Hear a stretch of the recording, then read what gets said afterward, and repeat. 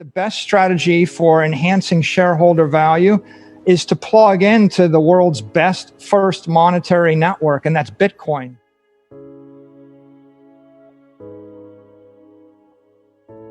Tesla, Apple, and Google all have the same problem. They're sitting on huge piles of cash, and they're dissipating shareholder wealth at a rate of 15 to 20% a year times that cash. They need to turn that from a liability into an asset, and the best way to do it is convert it into Bitcoin, because Bitcoin's going up more than 100% a year. Cash is debasing at 15% a year.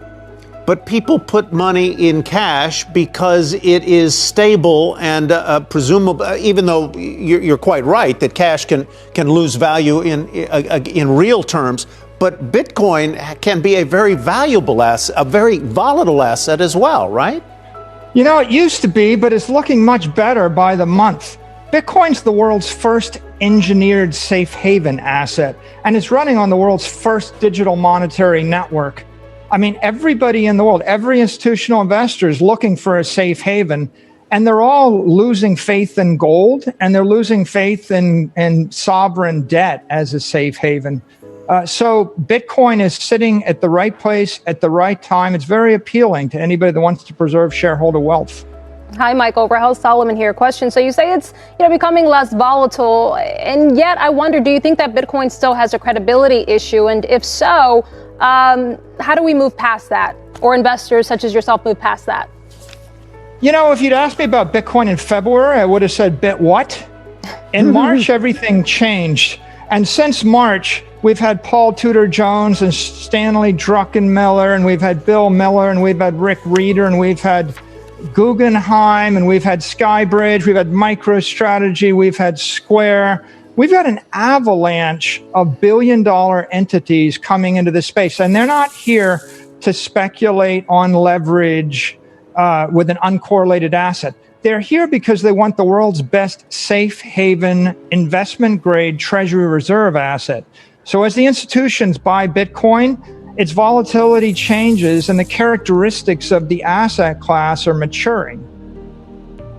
I just want to come back and poke a little bit at the safe haven thought there, because it's not very long ago that this was an asset that went up to $20,000 and then it was back down at $3,000. And if you were looking for it to be a store of value, that would be a store of unvalue. I mean, so you make the argument now that because a lot of people are coming into it, the dynamics of the marketplace have changed, that it's not going to be prone to those kinds of dramatic sell-offs. Am I understanding you correctly?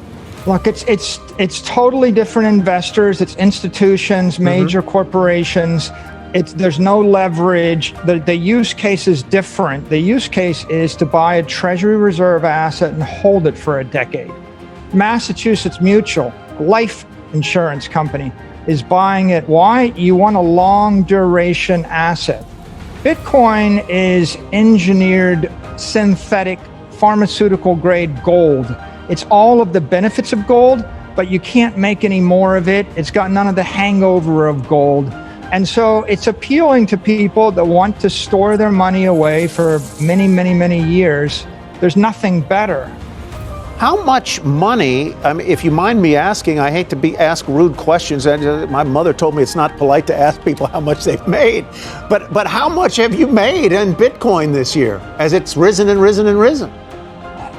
North of $500 million. Well, that's more than I make. So let me ask you another interesting question. Do you worry at all that MicroStrategy becomes somehow known as a Bitcoin play as opposed to a play that really revolves around your business intelligence operations and what you do, business analytics and so forth?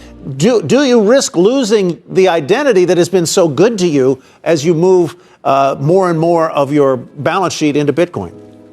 You know, when companies started plugging into the internet, I don't think they worried that they would become just internet companies. I'm not worried about being the Bitcoin company. I think that the best strategy for enhancing shareholder value is to plug into the world's best first monetary network, and that's Bitcoin. You see Square doing it. You see PayPal do it. We've done it. If Bitcoin continues to appreciate at 100% plus a year, And there's no reason to think it won't, as long as central banks keep printing money and as long as the technical dynamics continue. If it keeps appreciating at that rate, then Apple, Amazon, Google, and Facebook are all going to have to plug their products into it. And any company with large cash balances is going to have to convert their treasury into Bitcoin if they wish to stay solvent and relevant.